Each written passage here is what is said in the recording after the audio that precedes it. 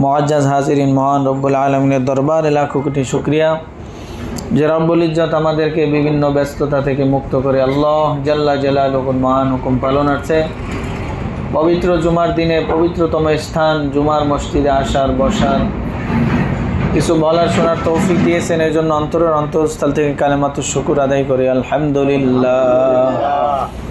আজকে শাবান মাসের 10 তারিখ, আগামী মঙ্গলবার দিবাগত রাতে সবে লাইলাতুন নিসফি মিন শাবান, অর্থাৎ শাবানের 15 তারিখের রাত্রি। তো আল্লাহ সুবহানাহু ওয়া তাআলা কালামে পাকের মধ্যে ইরশাদ করেন, হামিম ওয়াল কিতাবিল মুবিন। এই হামিম শব্দটা কোরআনে পাকের মধ্যে কিছু শব্দ আছে যেগুলোর কোনো অর্থ উম্মতকে বা বান্দাকে আল্লাহ তাআলা জানান নাই, এগুলোর অর্থ আল্লাহ তাআলাই একমাত্র ভালো জানেন। এই জন্য মুফাসসিরিনে কেরাম এই হরুফে মুকাত্তাআত যাকে বলে এগুলোর অর্থের ব্যাপারে বলেছেন, ওয়াল্লাহু আ'লামু বিমুরাদিহি বিদালিকা, ওয়াল্লাহু আ'লামু বিমুরাদিহি বিদালিকা। এইটার সঠিক অর্থ একমাত্র আল্লাহ তাআলাই ভালো জানেন।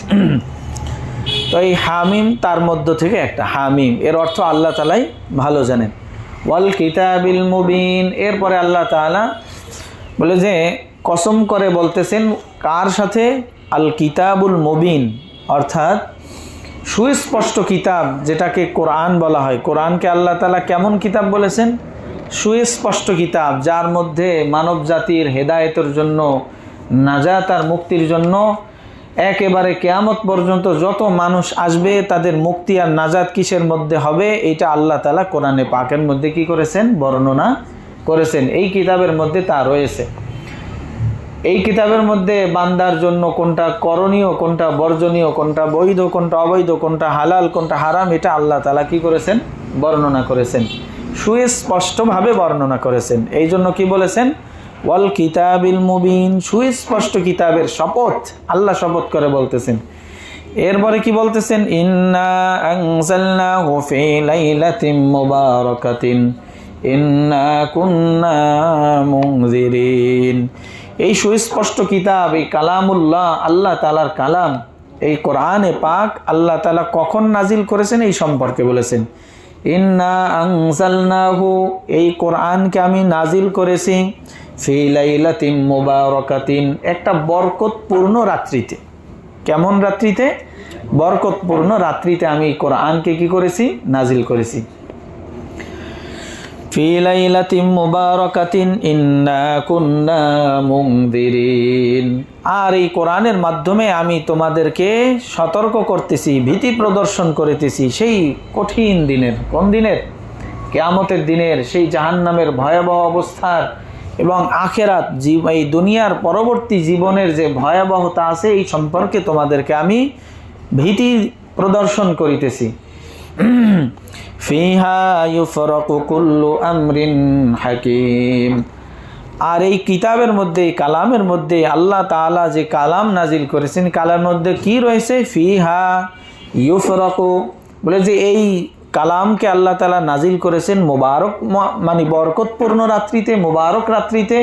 আর এই মোবারক রাত্রির মধ্যে কি করা হয় সেটাও আল্লাহ বলেছেন, ফিহা ইউফরাকু, আর এই রাত্রির মধ্যে কি করা হয়? পার্থক্য করা হয়। ইউফরাকু কুল্লু আমরিন হাকিম, সমস্ত প্রজ্ঞাপূর্ণ বিষয়াদি, অর্থাৎ সমস্ত প্রজ্ঞাপূর্ণ বিষয়গুলো আল্লাহ তাআলা এই দিনে ফয়সালা করেন। কি করেন? এই রাত্রিতে ফয়সালা করেন। তো এখন এই বরকতপূর্ণ রাত্রি কোনটা, এ ব্যাপারে মুফাসসিরিনে কেরাম বিভিন্ন মত দিয়েছেন। তো মানে সর্বসম্মত মত যেটা, একটা তাফসির ভিন্নও আছে, কিন্তু সর্বসম্মত মত যে আল্লাহ সুবহানাহু ওয়া তাআলা এই কোরআনকে নাজিল করেছেন কোন রাত্রিতে? লাইলাতুল কদরে। কোন রাত্রিতে? কারণ আল্লাহ অন্য আয়াতের মধ্যে কি বলেছেন? শাহরু রমাদান আল্লাযী উনজিলা ফীহিল কুরআন, রমজান মাস, যেই মাসে আল্লাহ কোরআনকে কি করেছেন? নাজিল করেছেন। এরপরে অন্য আয়াতে কি বলছেন? ইন্না আনজালনাহু ফি লাইলাতিল কদর, আমি কোরআনকে নাজিল করেছি লাইলাতুল কদরে। কোন রাত্রিতে? লাইলাতুল কদরে। লাইলাতুল কদরি খায়রুম মিন আলফি শাহর ইলা আখিরি। এই আয়াতের মধ্যে আল্লাহ তাআলা কি বলেছেন? যে কোরআনকে নাজিল করেছেন রমজান মাসে, কোরআনকে নাজিল করেছেন রমজান মাসের লাইলাতুল কদরে। তাহলে এটা স্পষ্ট কথা যে কোরআন নাজিল হয়েছে কোন রাত্রিতে? লাইলাতুল কদরে। হ্যাঁ, কোনো এক তাফসীর মোতাবেক এই লাইলাতুন নিসফি মিন শাবানের কথাও এসেছে। এখন বাহ্যিকভাবে তো দ্বন্দ্ব মনে হয়, কি বলেন? এক মুফাসসির কি করেছেন, এই আয়াতের তাফসীর করেছেন যে কোরআনকে আল্লাহ তাআলা মোবারক রাত্রিতে নাজিল করেছেন। সেই মোবারক রাত্রি দ্বারা কি বোঝায়? লাইলাতুন নিসফি মিন শাবান, শাবানের 15 তারিখ রাত্রি। এখন তো কোরআনের আয়াতের সাথে ওনার তাফসীরের সাথে কি দ্বন্দ্ব মনে হয় কি হয় না? বলে যে সংঘর্ষ মনে হইতেছে। এখন এটা এই সংঘর্ষের সমাধানটা কি? সমাধান হলো যে আল্লাহ সুবহানাহু ওয়া তাআলা কোরআনকে লাউহে মাহফুজ থেকে দুনিয়ার প্রথম আসমানে তো লাইলাতুল কদরেই নাজিল করেছেন। কোন রাত্রিতে নাজিল করেছেন? লাইলাতুল কদরেই নাজিল করেছেন। হ্যাঁ, নাজিলের সূচনাটা হয়েছে কখন থেকে? যেমন আমি এক জায়গায় রওনা দিব, আমি ঢাকা যাব, তাহলে এখন ঘর থেকে বাইর হইলাম কখন? মনে করেন 5টায়, কিন্তু আমার প্রস্তুতিটা কি আগে থেকেই শুরু হয় নাকি 5টায় আমি শুরু করেছি? বলেন তো। আগে থেকেই শুরু হয়। অর্থাৎ আল্লাহ তাআলা কোরআনকে নাজিল করার সূচনা করেছেন কখন? প্রস্তুতি শুরু করেছেন কখন? লাইলাতুন নিসফি মিন শাবান, শাবানের 15 তারিখের রাত্রিতে। এই রাত্রিতে কি করেছেন? প্রস্তুতি শুরু করেছেন। এরপরে প্রস্তুতি যখন শেষ হয়েছে তো লাইলাতুল কদরে আল্লাহ তাআলা দুনিয়ার আসমানের মধ্যে পুরো কোরআন একসাথে কি করেছেন? নাজিল করেছেন। সেখান থেকে দুনিয়ার আসমান থেকে প্যারে নবী জনাবে মুহাম্মদুর রাসূলুল্লাহ সাল্লাল্লাহু আলাইহি ওয়াসাল্লামের কাছে আল্লাহ সুবহানাহু ওয়া তাআলা 23 বছর সময়কালের মধ্যে কি করেছেন? অল্প অল্প করে নাজিল করেছেন। কখনো 1 আয়াত, কখনো 2 আয়াত, কখনো 1 সূরা, কখনো 2 সূরা, কখনো সূরার কিছু আংশিক অংশ, কখনো পুরা অংশ। এভাবে করে আল্লাহ তাআলা কি করেছেন? পুরা কোরআন 23 বছর যাবত নাজিল করেছেন। কার কাছে? জনাবে মুহাম্মদুর রাসূলুল্লাহ সাল্লাল্লাহু আলাইহি ওয়াসাল্লামের কাছে।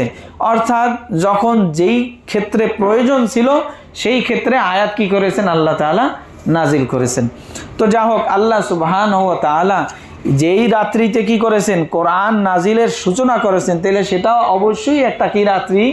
মোবারক রাত্রি। এই জন্য কোন মুফাসসির এই তাফসীর করেছেন ইন্না আনজালনাহু ফি লাইলাতিন মুবারাকাতিন, মোবারক রাত্রি কোরআনের নাজিল হয়েছে। এর দ্বারা কি উদ্দেশ্য? অর্থাৎ কোরআন নাজিলের সূচনা হয়েছে এই মোবারক লাইলাতুন নিসফি মিন শাবান, এই শাবানের 15 তারিখের রাত্রি। তো আল্লাহ সুবহানাহু ওয়া তাআলা নিশ্চয়ই, যেহেতু কোরআন হলো সবচেয়ে সম্মানিত গ্রন্থ, আল্লাহ তাআলার কালাম, আল্লাহ যেমন সম্মানিত তার কথাও তেমন সম্মানিত। কি বলেন, ঠিক কিনা? তো আল্লাহ সুবহানাহু ওয়া তাআলা যেমন সম্মানিত তার কালামও তেমন সম্মানিত। এই সম্মানিত জিনিসের সাথে যেটাই সম্পৃক্ত হয় সেটাই কি হয়ে যায়? সম্মানিত হয়ে যায়। ঠিক কিনা বলেন?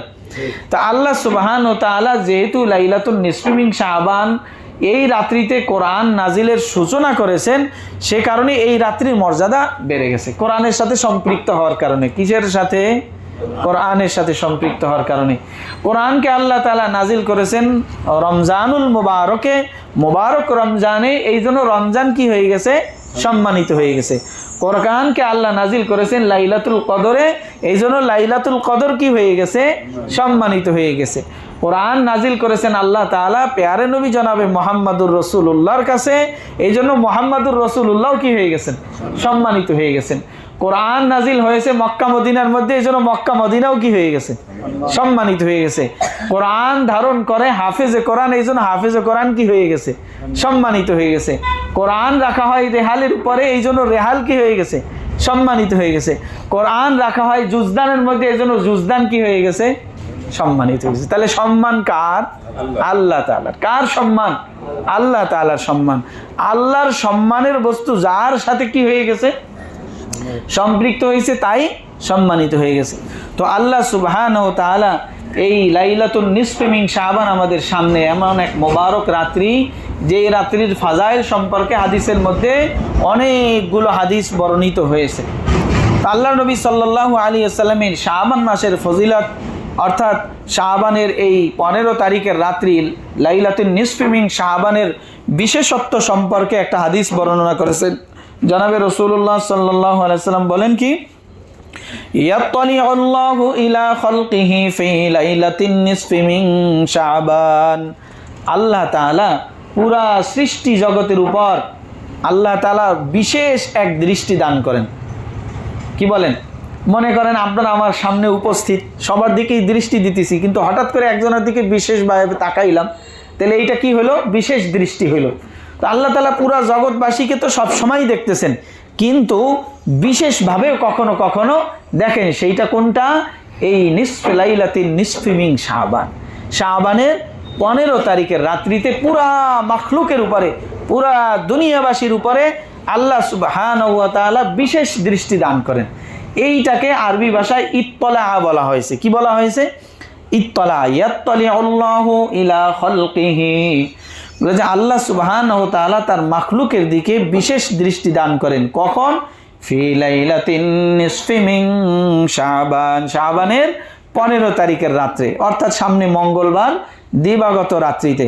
ফায়াগফিরু লিজামিই খালকিহি, এই বিশেষ দৃষ্টি দানের উদ্দেশ্যটা কি? আল্লাহ সুবহানাহু ওয়া তাআলার বিশেষ দৃষ্টি এই জন্য দেন যে মাখলুকের সবাইকে আল্লাহ মাফ করে দেন। আল্লাহ তার বান্দাদের সকলকে কি করে দেন? মাফ করে দেন। এই বিশেষ দৃষ্টি দান করার উদ্দেশ্য এটাই।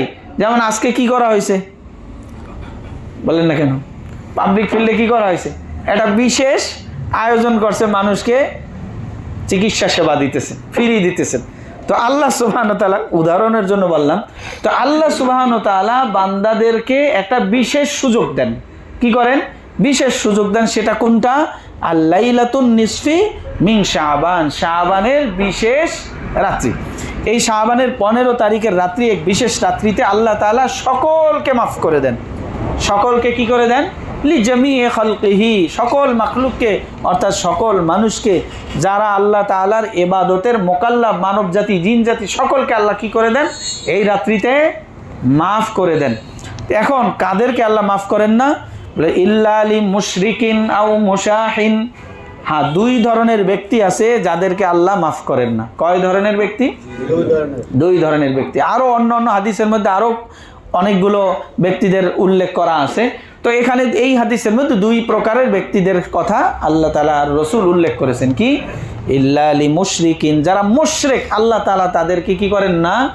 ক্ষমা করেন না। আল্লাহ কোরআনে পাকের মধ্যে স্পষ্ট ভাষায় বলেছেন, ইন্নাল্লাহা লা ইয়াগফিরু আন ইউশরাকা বিহি ওয়া ইয়াগফিরু মা দুনা যালিকা লিমান ইয়াশা।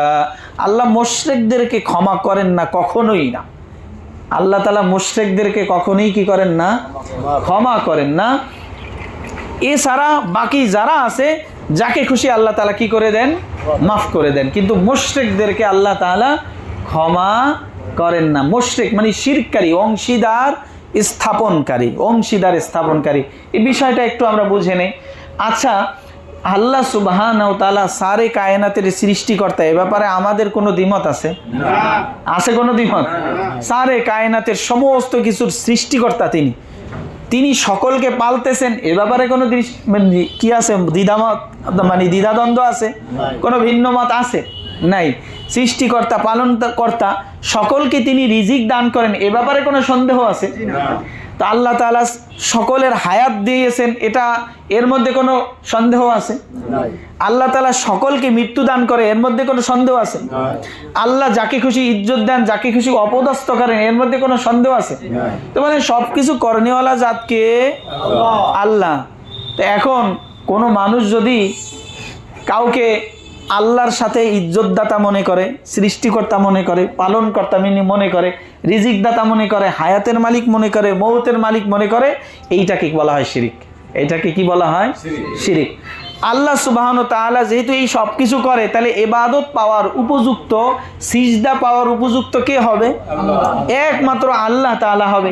এখন ওই আল্লাহকে বাদ দিয়ে যদি কাউকে সিজদা করে, কোনো মাখলুককে সিজদা করে, কোনো মানুষকে, কোনো প্রাণীকে, কোনো মূর্তির সামনে তার মাথা নত করে সিজদা করে, কোনো পীরকে সিজদা করে, আছে কি নাই?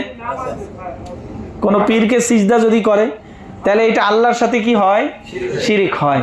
আর এই শিরিক এত জঘন্য কাজ যেটা কেউই বরদাস্ত করে না, করতে পারে না। আচ্ছা, কোনো সুস্থ মস্তিষ্কের মানুষ এই কথা কি মেনে নিবে? তার স্ত্রীকে এক রাতের জন্য কেউ ভোগ করবে? কেউ মেনে নেবে? যার মধ্যে আত্মমর্যাদা বোধ আছে, যার জ্ঞান সুস্থ আছে, সে কি এই কথা কখনো মেনে নিতে পারবে?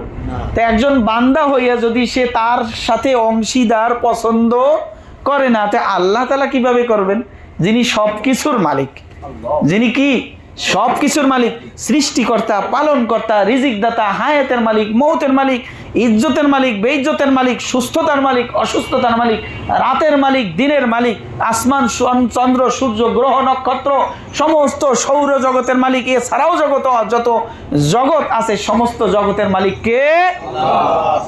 তিনি কিভাবে মানবেন এটা যে আমি ছাড়া কাউকে সিজদা করো, আমার সাথে কাউকে অংশীদার স্থাপন করো?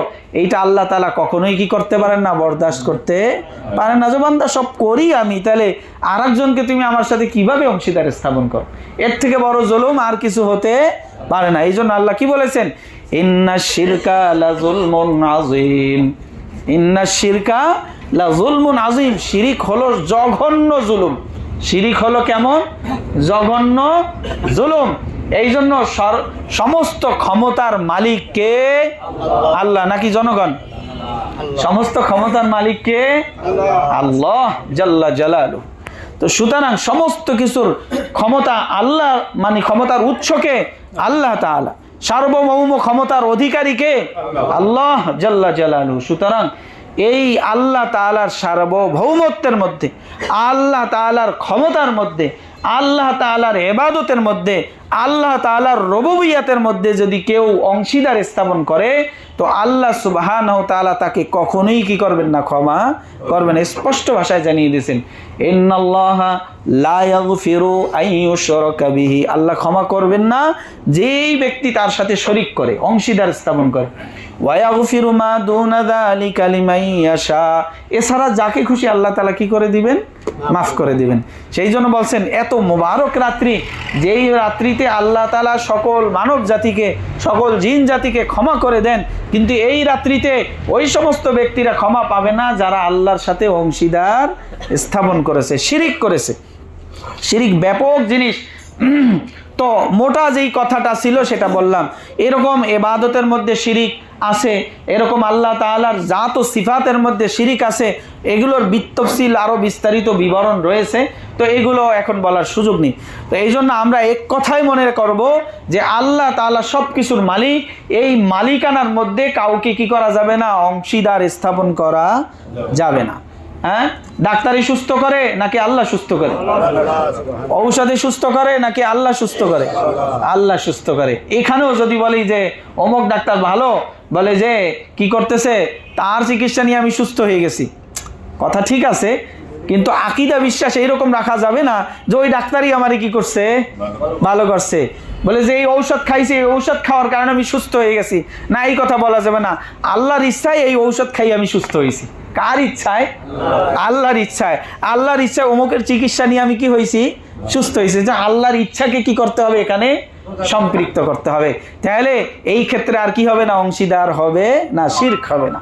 তো আল্লাহ সুবহানাহু ওয়া তাআলা, রাসূল কি বলেছেন, এই মোবারক রাত্রিতে আল্লাহ তাআলা মুশরিকদেরকে কি করবেন না, ক্ষমা করবেন না। আর এক প্রকার ব্যক্তির কথা কি বলেছেন এই হাদিসের মধ্যে, আও মুশাহিন, অর্থাৎ যারা বিদ্বেষ রাখে, কেউ কারো সাথে, কোনো ব্যক্তি কোনো ব্যক্তির সাথে কি রাখে, শত্রুতা রাখে, বিদ্বেষ রাখে। এই বিদ্বেষ পোষণকারী ব্যক্তিকেও আল্লাহ তাআলা কি করবেন না, ক্ষমা করবেন না।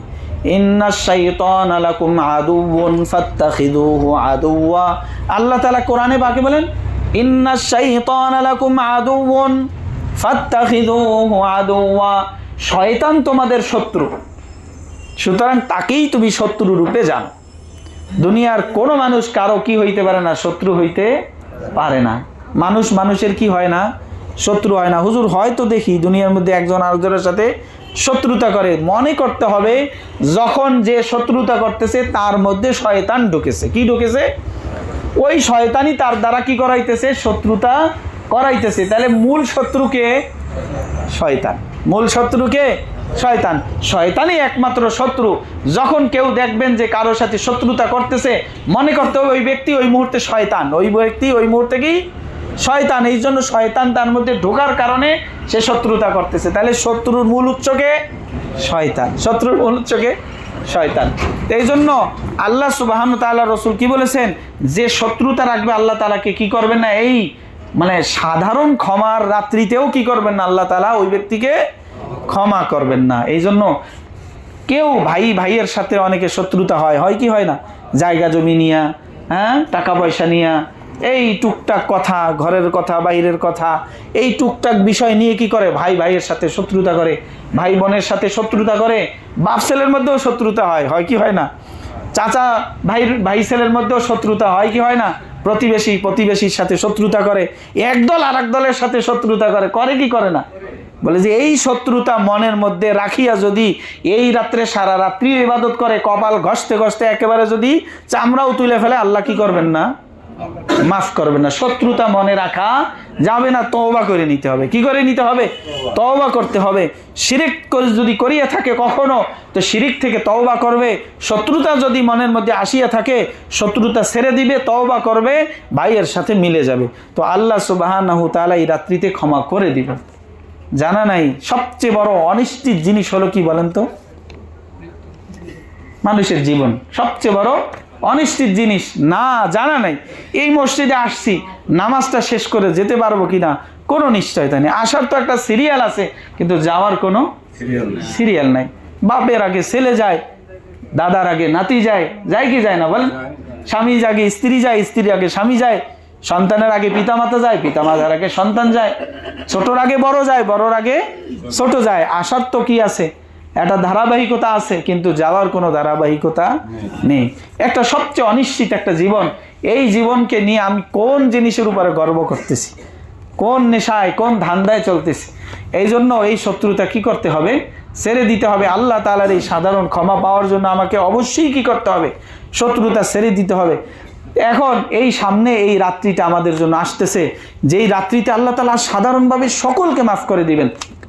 হাদিসের মধ্যে আল্লাহ নবী সাল্লাল্লাহু আলাইহি ওয়াসাল্লাম বলে যে, এক হাদিসের মধ্যে এই কথা বলছেন যে বনু কালব আছে না, বনু কালব গোত্রের যে বকরিগুলো আছে বা তাদের ভেড়াগুলো আছে, দুম্বাগুলো আছে, এগুলোর মধ্যে সবচেয়ে বেশি ঘন লোম থাকতো। হুজুর সাল্লাল্লাহু আলাইহি ওয়াসাল্লাম বলতেছেন, আল্লাহ তাআলা মানে ওই বনু কালবের বকরির মানে গায়ের মধ্যে যে পশম আছে, এর থেকেও বেশি পরিমাণ মানুষকে আল্লাহ তাআলা ক্ষমা করে দিবেন। আচ্ছা বলেন তো, এটা কাউন্ট করলে, হ্যাঁ কাউন্টেবল, আনকাউন্টেবল না, কিন্তু সময়ের প্রয়োজন। কি বলেন? এই পশমগুলো যদি আমরা কাউন্ট করতে চাই, গণনা করতে চাই, কাউন্ট করা যাবে, কিন্তু দীর্ঘ সময়ের কি হবে? প্রয়োজন হবে। তো এই কাউন্ট করলেও কি পরিমাণ হইতে পারে আমরা একটু ধারণা করতে পারি, কত কোটি হইতে পারে। বলে যে একটা গোত্রের যতগুলো বকরি আছে, ভেড়া আছে, দুম্বা আছে, সবগুলোর পশম যদি এক জায়গায় করা হয়, যদি কাউন্ট করা হয়, কত হাজার কোটি হবে আমার মনে হয় কি সীমারেখা নাই। তো এত পরিমাণ লোককে আল্লাহ তাআলা মাফ করে দেন, কিন্তু এই সাধারণ ক্ষমার সময় এই সমস্ত ব্যক্তিরা কি পাবে না? ক্ষমা পাবে না। তা আল্লাহ সুবহানাহু ওয়া তাআলা এইরকম এক মোবারক রাত্রি আমাদের সামনে রেখেছেন, ইবাদতের সুবর্ণ এক সুযোগ। কি বলেন? এটা একটা বোনাস সুযোগ। কেমন সুযোগ? বোনাস সুযোগ। এখন বলেন যে কেউ চিন্তা করতে পারে সারা বছর 5 ওয়াক্ত নামাজ কিছুই পড়বো না, বলে যে এই রাত্রিতে একটু ইবাদত করবো সারা রাত, আর আল্লাহ তাআলা মাফ করে দিবেন। কি বলেন? মাফ পাবো কি? হ্যাঁ, যদি খাস দিলে তওবা করি, আল্লাহ জীবনে যা করছি এগুলো আর করবো না, সামনে থেকে ঠিকঠাক ভাবে 5 ওয়াক্ত নামাজ পড়বো, দ্বীনের উপরে চলবো, হালাল খাবো, সৎ পথে চলবো, সত্য কথা বলবো, ধোঁকাবাজি করবো না, ঠকাবো না, হ্যাঁ, মানুষের সাথে শত্রুতা বিদ্বেষ করবো না, শিরক করবো না, কুফর করবো না, বেদাত করবো না, এরকম সমস্ত গুনাহ থেকে যদি সে তওবা করে নেয়, আল্লাহ তাআলার কাছে খাস দিলে, বান্দা হাত উঠাইতে দেরি, আল্লাহর কসম করে বলতেছি, বান্দাকে আল্লাহ মাফ করতে মোটেও দেরি হবে না। শুধু দুইটা ঠোঁট নাড়িয়ে, জিহ্বাটাকে নাড়িয়ে আল্লাহর কাছে একটু ক্ষমা চাওয়া যাবে না? কান্না না আসলেও আল্লাহ নবী কি বলছেন? যদি কান্নার একটু ভানও করো, তাও আল্লাহ কান্না হিসেবে ধরে নিয়ে তোমাকে মাফ করে দিবেন। বলেন, এর চেয়ে বড় রহমওয়ালা, করুণাওয়ালা, দয়ালু, দাতার কে হইতে পারে? এই জন্য আল্লাহ সুবহানাহু ওয়া তাআলা এক সুবর্ণ সুযোগ রেখেছেন যে আমাদের সামনে সেই রাত্রিতে আসতেছে। এই রাত্রির মধ্যে আমরা কি করব? আম্মা জান আয়েশা সিদ্দিকা রাদিয়াল্লাহু তাআলা আনহা এর থেকে হাদিসটা বর্ণিত হয়েছে, হুজুর সাল্লাল্লাহু আলাইহি ওয়াসাল্লাম একবার রাত্রে লম্বা সময়, দীর্ঘ সময় নামাজ আদায় করলেন, দীর্ঘ সময় সিজদা করলেন। এইবার এমন লম্বা সময় পর্যন্ত সিজদা করতেছিলেন, আম্মা জান আয়েশা রাদিয়াল্লাহু তাআলা আনহা বলতেছেন, আমি ধারণা করছি হুজুর মারা গেল কিনা। তো হুজুরের পা ধরে নাড়া দিছি, আমি হুজুরের পা ধরে কি করছি? নাড়া দিছি, আর হুজুরের পা নড়ছেন। তখন আমি বুঝলাম না, হুজুর কি আছেন, জীবিত আছেন। তো হুজুর সাল্লাল্লাহু আলাইহি ওয়াসাল্লাম যখন নামাজ শেষ করলেন, নামাজ শেষ করার পরে হুজুর সাল্লাল্লাহু আলাইহি ওয়াসাল্লাম আয়েশা সিদ্দিকা রাদিয়াল্লাহু তাআলা আনহাকে লক্ষ্য করে বললেন, হে আয়েশা, বলে যে তোমার কি এই ধারণা হয়েছে যে আমি তোমার কোনো হক নষ্ট করব? আল্লাহ রসুল তোমার কোনো হক নষ্ট করবে, তুমি কি এই ধারণা করছো? বলেন, আমি উত্তর বললাম, ইয়া রাসূলুল্লাহ, অবশ্যই না, কিন্তু আপনি যে দীর্ঘ সময় পর্যন্ত কি করলেন? সিজদা করলেন, এই জন্য আমার একটা আশঙ্কা হয়েছে আপনি মারা গেলেন কিনা। তো এই জন্য হুজুর সাল্লাল্লাহু আলাইহি ওয়াসাল্লাম বললেন, তুমি কি জানো এটা কোন রাত্রি? বলে যে এইটা শাবানের 15 তারিখের রাত্রি। এই রাত্রিতে আল্লাহ তাআলা কি করবেন? বলে যে তার বান্দাদের দিকে ক্ষমার দৃষ্টি দিয়ে থাকেন, বিশেষ ক্ষমার দৃষ্টি দিয়ে থাকেন, এবং যারা অনুগ্রহ প্রার্থী তাদেরকে আল্লাহ তাআলা ক্ষমা করে দেন। যারা আল্লাহর অনুগ্রহ প্রার্থী তাদের উপর আল্লাহ অনুগ্রহ করেন। বলে সুতরাং এই রাত্রিটা, বাইহাকি শরীফের মধ্যে হাদিসটা আসছে, এই রাত্রিটা এমন এক রাত্রি যে এই রাত্রিটা আল্লাহ সুবহানাহু ওয়া তাআলা মানুষের ইবাদত কবুল করেন, মানুষের গুনাহ খাতা মাফ করেন, এবং এই রাত্রিতে তার সারা বছরের কি পরিমাণ হায়াত তার হবে, কি পরিমাণ রিজিক সে ভোগ করবে, এটার ইজমালি একটা হিসাব আল্লাহ তাআলা কি করে থাকেন? বান্দার জন্য নির্ধারণ করে থাকেন। ইজমালি বুঝি তো, সংক্ষিপ্ত, একটা বিস্তারিত। তো সংক্ষিপ্ত হয় লাইলাতুন নিসফি মিন শাবান, শাবানের 15 তারিখের রাত্রিতে, আর বিস্তারিত হয় লাইলাতুল কদরে, অর্থাৎ কদরের রাত্রিতে বিস্তারিত হয়। আর লাইলাতুল বারাআ বা লাইলাতুন নিসফি মিন শাবান, শাবানের 15 তারিখে হলো সংক্ষিপ্ত আকারে হয়। তাহলে এই রাত্রিটা ইবাদতের উপযুক্ত কি উপযুক্ত না? আল্লাহর ক্ষমা পাওয়ার জন্য কি করতে হয়? ক্ষমা পাওয়ার মাধ্যম নিতে হয়। তা আল্লাহ তাআলার থেকে ক্ষমা পাওয়ার একটা মাধ্যম হলো আল্লাহর ইবাদত।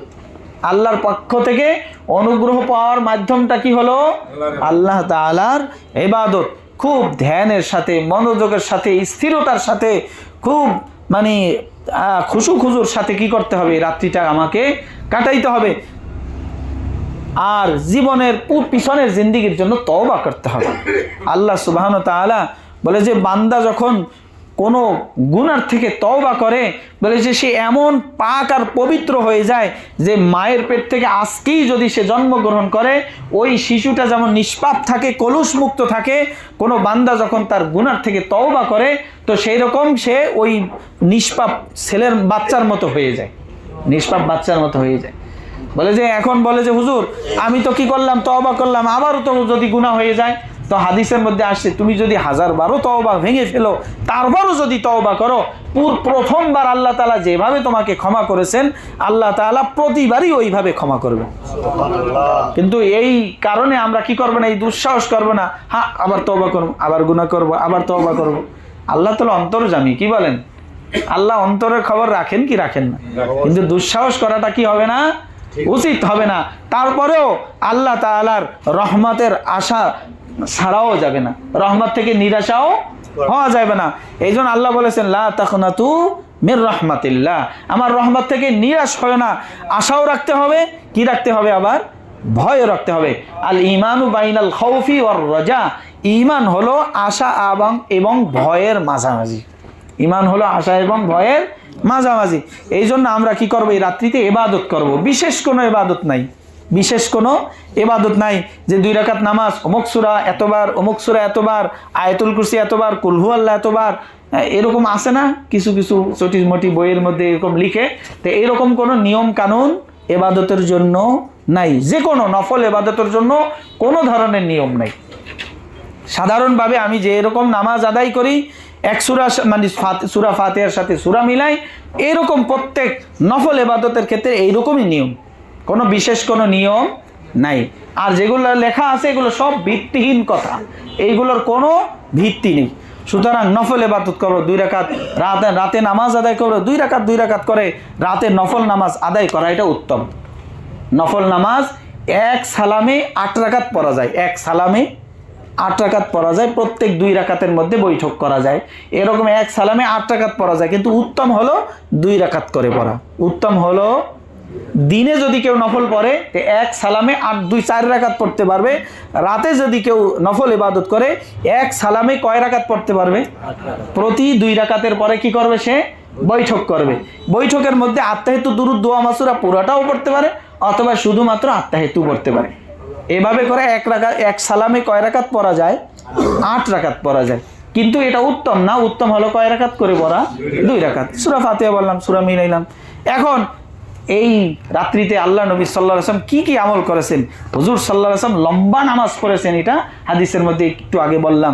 লম্বা সময় দাঁড়িয়েছিলেন, লম্বা সময় রুকুতে ছিলেন, লম্বা সময় সিজদায় ছিলেন, লম্বা সময় বৈঠকে ছিলেন। তো এত লম্বা নামাজ হুজুর কিভাবে পড়ছেন? কেরাত তো বুঝলাম, পুরা কোরআন যে হাফেজ সে তো পুরা কোরআন দিয়েই কি করতে পারে? লম্বা কেরাতকে লম্বা করতে পারে। কিন্তু রুকু লম্বা কিভাবে করব? কারণ রুকুর তাসবিহ আমি পড়তেই থাকবো, বেজোর সংখ্যা পড়তেই থাকবো। রুকুর মধ্যে দোয়াও করা যায়, সিজদার মধ্যেও দোয়া করা যায়। আরবিতে দোয়া করতে হবে, অবশ্যই বাংলায় দোয়া করা যাবে না, আরবিতে দোয়া করতে হবে। তো এই জন্য লম্বা রুকু করা যায়, লম্বা সিজদা করা যায়। সিজদার মধ্যে সিজদার তাসবিহ পড়তেছি বেজোর অসংখ্যবার আমি কি করতে পারি? পড়তে পারি। তো সিজদাও লম্বা করা যায়। তো এইভাবে দোয়া আমরা কি করি? আত্তাহিয়াতু পড়ার পরে দুরুদ পড়ি। দুরুদ শুধু একটাই আমরা জানি, আরও তো দুরুদ আছে কি নাই? লম্বা সময় দুরুদ পড়া যায়। এবার দোয়া মাসুরের জায়গায় শুধু একটাই দোয়া জানি আমরা, এরকম যত দোয়া আছে হাদিসে বর্ণিত, কোরআনে বর্ণিত, এরকম অসংখ্য দোয়া আমি কি করতে পারি? নামাজের মধ্যে করতে পারি। কারণ নামাজের মধ্যে দোয়া কবুল হয়। নামাজের মধ্যে কি হয়? দোয়া কবুল হয়। আল্লাহ সুবহানাহু ওয়া তাআলা যাদেরকে আরবি জ্ঞান দিয়েছেন তারা তো লম্বা সময় পর্যন্ত কি করতে পারেন? নামাজের মধ্যে দোয়া করতে পারেন। আমরা যতটুকু জানি রব্বানা আতিনা ফিদ দুনিয়া হাসানা, পারি কি পারি না? রব্বানা যালামনা আনফুসানা, পারি কি পারি না? এরকম যারা ছোট ছোট দোয়া যেগুলো আছে এগুলো তো আমরা নামাজের মধ্যে পড়তে পারি কি পারি না? আল্লাহুম্মা গফিরলি, এতটুকু তো পড়তে পারি কি পারি না? এরকম লম্বা সময় নামাজ আদায় করা যায়। বলছি এই সমস্ত ইবাদত দ্বারা আল্লাহ তাআলার সবচেয়ে বেশি কাছে হয়ে যায় বান্দা। আল্লাহর কি হয়ে যায়? বান্দার সবচেয়ে বেশি কাছে হয়ে যায়। তো আমরা রাত্রিটাকে ইবাদতের মাধ্যমে কাটাবো, নামাজের মাধ্যমে কাটাবো, জিকিরের মাধ্যমে কাটাবো, দোয়ার মাধ্যমে কাটাবো, কোরআনে পাকের তিলাওয়াতের মাধ্যমে কাটাবো। আর একটা ইবাদত আছে এই রাত্রিতে, হুজুর সাল্লাল্লাহু আলাইহি ওয়াসাল্লাম থেকে একটা আমল পাওয়া যায়। হুজুর সাল্লাল্লাহু আলাইহি ওয়াসাল্লাম একবার আম্মা জান আয়েশা রাদিয়াল্লাহু আনহা বলতেছেন, আমি কি করেছি? হুজুর সাল্লাল্লাহু আলাইহি ওয়াসাল্লাম আমার ঘরে ওই রাত্রিতে আমার কাছে থাকার বাড়ি ছিল, ওই রাত্রিতে আমার কাছে থাকবেন। হুজুর আসলেন, আমার পাশে শুইলেন, একটু পরে উঠিয়ে আবার চলিয়ে গেলেন। তো আমি অনেক চিন্তা করলাম হয়তো হুজুর কোনো জরুরতে গেছেন। তো অনেকক্ষণ পর্যন্ত না দেখার কারণে আমি আবার বের হয়েছি, হুজুর কোথায় গেলেন? তো অন্যান্য স্ত্রীদের ঘরে একটু খবর নিলেন যে হুজুর অন্য কোনো স্ত্রীদের কাছে গেলেন কিনা, না সেখানেও পাইলেন না। এরপরে আম্মাজান তিনি নিজে বাইরে বের হইলেন। তো বের হইয়া যাইয়া দূর দেখলেন যে হুজুর সাল্লাল্লাহু আলাইহি ওয়াসাল্লাম জান্নাতুল বাকিতে গেছেন। কোথায় গেছেন? জান্নাতুল বাকিতে গেছেন। সেখানে এরকম লম্বা হাত উঠাইয়া হুজুর সাল্লাল্লাহু আলাইহি ওয়াসাল্লাম সাহাবায়ে কেরামের জন্য, উম্মতের জন্য দোয়া করতেছেন। তা হুজুর সাল্লাল্লাহু আলাইহি ওয়াসাল্লামকে ওইরকম দোয়ারত অবস্থায় দেখে কিছুক্ষণ উনি ওখানে দাঁড়াইলেন। হুজুর দোয়া শেষ করিয়া যখন ঘরে আসবে, আম্মাজান হুজুরের আগেই দৌড়ে কি করলেন? আবার আইসা শুয়ে গেলেন। তো মেয়ে মানুষ দৌড়ে আসছে, হুজুর যখন ঘরে ঢুকলেন তখন হাঁপাইতেছে। হুজুর সাল্লাল্লাহু আলাইহি ওয়াসাল্লাম জিজ্ঞাসা করলেন, আয়েশা তুমি হাঁপাইতেছো কারণ কি? কে রাসূলুল্লাহ, এই অবস্থা, আমি তো আপনাকে না পেয়ে এরকম বের হয়েছিলাম খোঁজে, তো যাইয়া দেখলাম আপনাকে জান্নাতুল বাকিতে, তো এই জন্য দেখার পরে আমি আবার চলে আসি। তো হুজুর সাল্লাল্লাহু আলাইহি ওয়াসাল্লাম বললেন, আয়েশা তুমি কি এই ভয় করতেছো যে আল্লাহর রসুল তোমার হক নষ্ট করবেন? তুমি এই ধারণা করছো যে তোমার রাত্রিতে, তোমার বাড়িতে যেই রাত্রিতে তোমার কাছে থাকার, তোমার কাছে না থেকে আমি অন্য কোনো স্ত্রীর কাছে থাকবো, এইটা কি তুমি ধারণা করছো? বলছি ইয়া রাসূলুল্লাহ, কখনোই না, আমি এইটা ধারণা করিনি। কিন্তু আপনার প্রতি অতিরিক্ত ভালোবাসার কারণেই আপনাকে যখন আমি পাই নাই তখন আমি খুঁজতে পেরেলাম তো হুজুরে কি হইলো, কোনো সমস্যা হইলে কিনা, এইটা বোঝার জন্য আমি গেছি। তো হুজুর সাল্লাল্লাহু আলাইহি ওয়াসাল্লাম তখন বললেন, তুমি কি জানো এটা কোন রাতে? এটা লাইলাতুল নিসফি মিন শাবান, শাবানের 15 তারিখের রাত্রি। এই রাত্রিতে আল্লাহ তাআলা তার বান্দাদেরকে ক্ষমা করে দেন। এই জন্য হুজুর সাল্লাল্লাহু আলাইহি ওয়াসাল্লাম জান্নাতুল বাকিতে গিয়ে নিজের জন্য দোয়া করতেছে, পরিবারের জন্য দোয়া করতেছে, উম্মতের জন্য দোয়া করতেছে। যেই সমস্ত সাহাবায়ে কেরাম আগেই শহীদ হয়েছেন, আগেই ইন্তেকাল করেছেন, তাদের জন্য কি করেছেন? রাসূলুল্লাহ সাল্লাল্লাহু আলাইহি ওয়াসাল্লাম দোয়া করেছেন। তাহলে বোঝা গেল এই রাত্রিতে কবর জিয়ারত করা, আপনজনের কবর জিয়ারত করা এবং সেখানে গিয়ে দোয়া করা, তাদের জন্য, মৃতদের জন্য দোয়া করা, এটারও কি আছে? প্রমাণ পাওয়া যায়। তো এই জন্য এই রাত্রিতে ইবাদত করো। বিশেষ কোনো ইবাদত নাই, নামাজ পড়বো, জিকির করব, দোয়া করব। এরপরে কি করবে? সম্ভব হলে কবর জিয়ারত, যদি আপনজন কাছে দাঁড়িয়ে থাকে কবর জিয়ারত করব। কমপক্ষে না যেতে পারলে তাদের জন্য তো কিছু ইসালে সওয়াব করা যায়। কি করা যায়? ইসালে সওয়াব করা যায়। সূরা ফাতিহা, ইখলাস পড়লাম, কিছু দুরূদ শরীফ পড়লাম, এরকম জিকির আজকার করলাম, এরপরও তাদের জন্য তাদের রুহের মাগফিরাতের জন্য দোয়া করলাম, সওয়াবের সানি করলাম। এটা তো করা যায়। করা যায় কি যায় না? তো এইভাবে আমরা এই রাত্রিটাকে কাটাবো। তো আল্লাহ সুবহানাহু ওয়া তাআলা এই রাত্রিটাকে ইবাদতের জন্য আমাদের দিয়েছেন, ক্ষমা পাওয়ার জন্য দিয়েছেন। কিন্তু এই রাত্রিতে আমরা এমন কোনো কাজ করব না যেটা ইসলামের সাথে সঙ্গতিপূর্ণ না। বাচ্চারা কি করে? আনন্দ ফুর্তি করে, বোমা আতশবাজি করে। আবার আগে ছোটবেলা দেখতাম হালুয়া রুটি রান্না করে। কি রান্না করে? হালুয়া রুটি রান্না করে। এইগুলো অনর্থক কাজ। আরে আপনি ইবাদতে গেলেন আর মহিলাদেরকে আকামে লাগাই দিলেন, এটা কেমন কথা? ওনারা হালুয়া রুটি বানাইতে বানাইতে কি হয়ে যাবে? ক্লান্ত হয়ে যাবে। আর ওনারা রাত্রে ইবাদত করার কি পাবে না? শরীরে ক্লান্ত হয়ে গেলে ইবাদত করতে পারবে না। এই আকামে কোন শয়তানে যে লাগাইলো আমাদেরকে? ছোটবেলা দেখছি, এখন অনেকটাই নাই, এখন অনেকটাই নেই। এই সমস্ত কাজ অনর্থক কাজ, বেহুদা কাজ। এই ধরনের কাজের সাথে শবে বরাতের সাথে কোনো কি নাই? সম্পৃক্ততা নাই। ইবাদতের রাত্রি ক্ষমার জন্য, ক্ষমা পাওয়ার জন্য যা করা দরকার তাই করব। অন্য কোনো সগল এই রাত্রিতে আমরা আনবো না। আল্লাহ সুবহানাহু ওয়া তাআলা আমাদেরকে আমল করার তৌফিক দান করুন। আমিন। ওয়া আখির দাওয়ানা আলহামদুলিল্লাহি রাব্বিল আলামিন।